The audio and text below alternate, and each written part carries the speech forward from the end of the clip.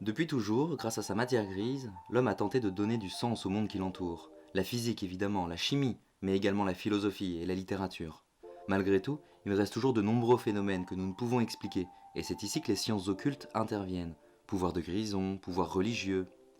Si aujourd'hui ces sciences sont de moins en moins occultes, elles pouvaient être fortement réprimées hier, et c'est notamment le cas de la sorcellerie et de ses pratiquantes qui ont fait l'objet d'une chasse systématique dès la fin du Moyen Âge. Les sorcières étaient entre autres accusées de vouloir détruire la chrétienté par l'intermédiaire de Satan. Le plus souvent, ces femmes étaient des guérisseuses ou des sages-femmes, dépositaires d'un savoir ancestral. On retrouvait chez elles une volonté d'indépendance et d'émancipation et on leur attribuait le plus souvent une sexualité débridée. À cette époque, la femme n'est pas considérée, écartée de tout pouvoir décisionnaire, et cette marginalisation explique pourquoi 80% des procès pour sorcellerie ont concerné des femmes. Cette vision de la femme indépendante ne plaît donc pas aux institutions religieuses qui iront jusqu'à partager un ouvrage, Le Marteau de la sorcière, Malleus Maleficarum, paru en 1486. Il permet de reconnaître et de mettre à mort les sorcières et était censé provoquer une émulation de groupe dans un but commun. Les procès pour sorcellerie se multiplient et les accusés étaient presque systématiquement déclarés coupables grâce à des méthodes de preuve hasardeuses ou à des aveux sous torture. Au début de la Renaissance, et en raison d'un dogme anti-sorcière, les tribunaux ont commencé à juger directement les accusés, sans l'aval de l'Église.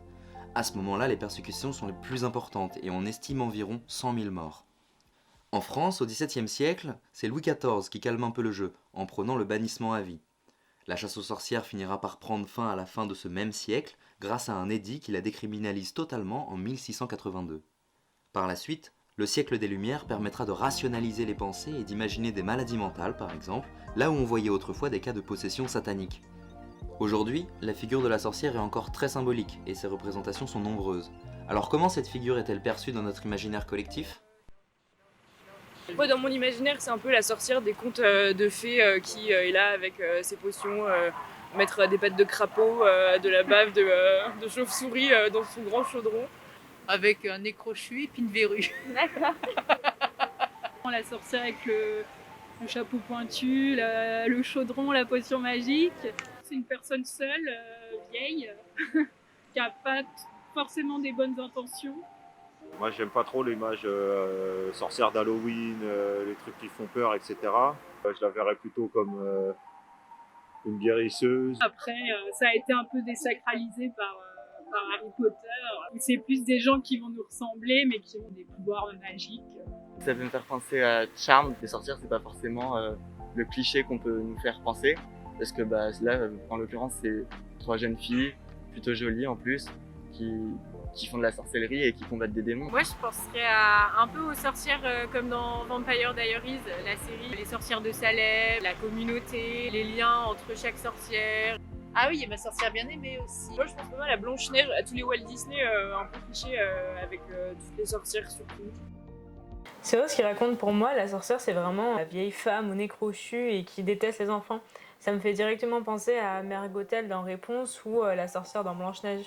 C'est vrai, mais on les regardait avec nos yeux d'enfants. Si on va plus loin, ces sorcières, même si elles sont issues de nos dessins animés enfantins, ils nous en apprennent beaucoup sur la situation des femmes à cette époque. Par exemple, regarde Mère Gothel, puisque tu en parles, c'est une très belle femme qui est très classe, elle est bien habillée, elle est grande, svelte. Mais tout ça, c'est quand elle a accès au pouvoir des cheveux de Réponse, mais quand ces pouvoirs s'estompent, elle redevient instantanément une vieille femme menaçante, laide, ridée et toute courbée. Et cette image de la sorcière, elle veut dire beaucoup. C'est une femme qui est obsédée par sa beauté et qui va reculer devant aucune cruauté pour pouvoir garder sa jeunesse éternelle.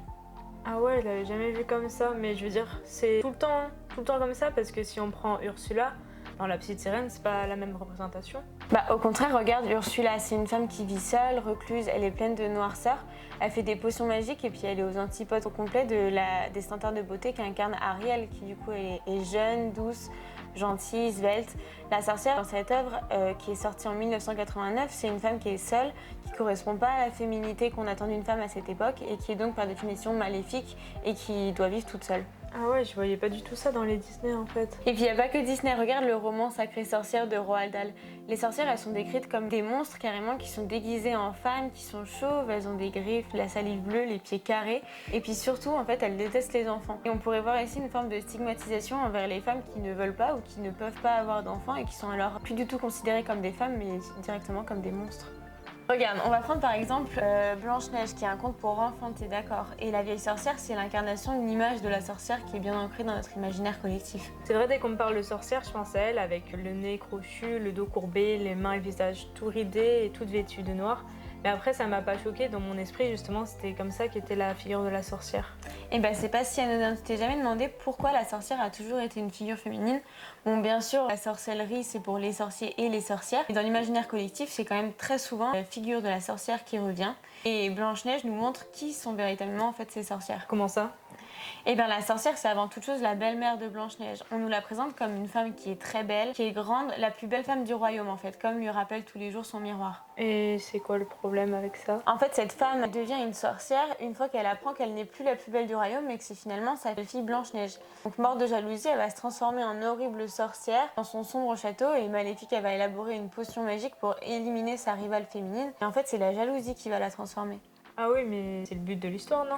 Bah pas seulement, en fait, cette sorcière, elle est narcissique, elle est méchante, cruelle, machiavélique. En fait, sa seule ambition en tant que femme, c'est d'être la plus belle. Ah ouais, c'est pas une super image de la femme.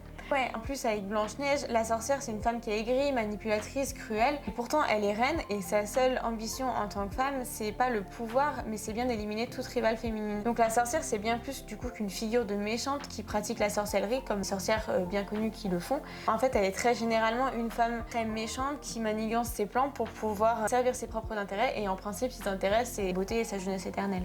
Ah ouais, c'est vrai que la beauté, c'est un thème récurrent chez les sorcières. Ça me fait penser à Ma sorcière bien-aimée, dans les années 60, où la sorcière, elle a plus du tout la même apparence. Ah oui, c'est vrai, c'est une femme jeune, blonde, très jolie. Bon, bah en fait, comme toutes les femmes à l'époque, quoi. C'est ça, et de la même manière, le sitcom décrit toutes les familles américaines qui sont blanches, avec un homme qui travaille dans la publicité, un appartement en banlieue, pendant que la femme fait le ménage à la maison. Ah ouais, bah après dans mon imaginaire, moi cette série justement était un peu plus gentille avec les sorcières quoi, où elles étaient un peu plus acceptées dans la société. Bah en apparence oui, parce que la sorcière Samantha, comme elle se marie avec un mortel, elle intègre la société. Mais en fait, cette intégration, elle a un prix à la fois pour la femme et pour la sorcière. Ah mais oui, c'est vrai, elle perd ses pouvoirs. Exactement. Parce qu'en fait, pour que la sorcière soit acceptée parmi les mortels, elle doit perdre ses pouvoirs et donc devenir inoffensive.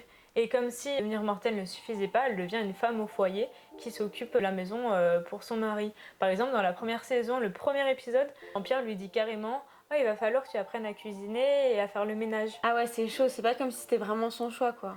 Justement, la série n'est pas super claire là-dessus parce que dès le début, Samantha s'enthousiasme sur son mariage comme un moyen de s'émanciper par rapport à ses parents et de gagner en indépendance. Ah ouais, alors le mariage comme un moyen d'émancipation, alors qu'en fait elle va juste se retrouver sous la tutelle de quelqu'un d'autre quoi. C'est ça, même si la série met en avant l'amour que porte Samantha envers son mari, on peut voir que renoncer à ses pouvoirs, c'est vraiment quelque chose de très compliqué pour elle. Ouais, d'ailleurs, elle peut pas s'empêcher de faire des petits tours pour se faciliter la vie ou pour arranger les frasques de sa mère. On dirait que leur mariage en fait est en péril à chaque épisode quoi. Bah, c'est vraiment ça en fait, toute l'intrigue de cette série tourne autour de ce mariage impossible entre une sorcière et un mortel. Autrement dit, comment un mariage pourrait-il fonctionner si la femme se soumet pas au code de la société?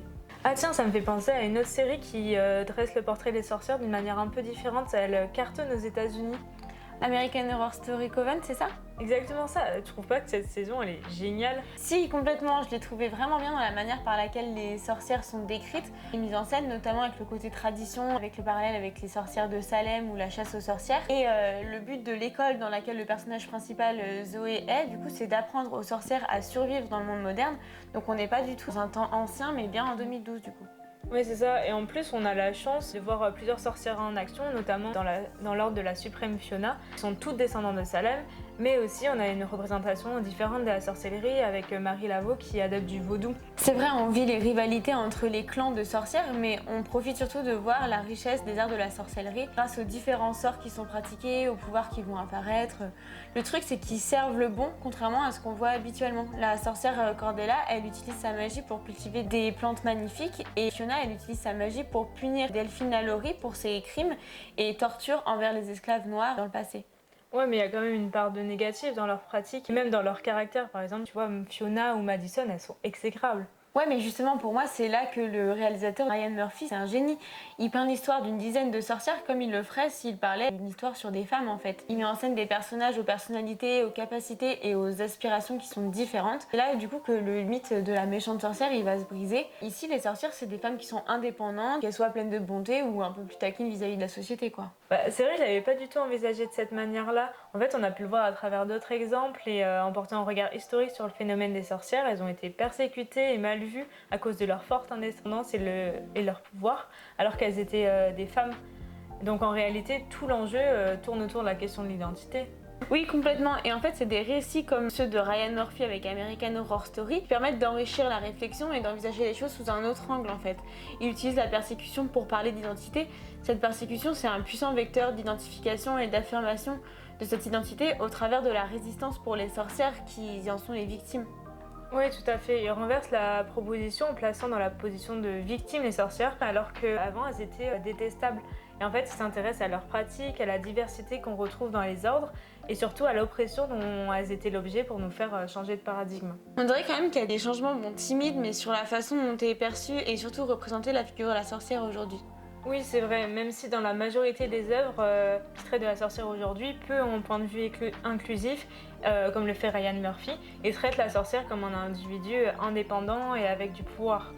Mais est-ce qu'on peut réellement changer cette vision de la sorcière? En faire une personnalité puissante, mais qui serait également quand même acceptée par la société? Bien sûr, aujourd'hui, la sorcière est de plus en plus reprise par les mouvements féministes et ça en fait un réel objet politique. Ouais, j'ai entendu parler du mouvement Witch, qui a défilé devant la Bourse en 68 à New York, ou même en 2017 qui criait Macron au chaudron à Paris. Et j'ai l'impression qu'encore aujourd'hui, la sorcière c'est quand même vu comme une figure victimaire.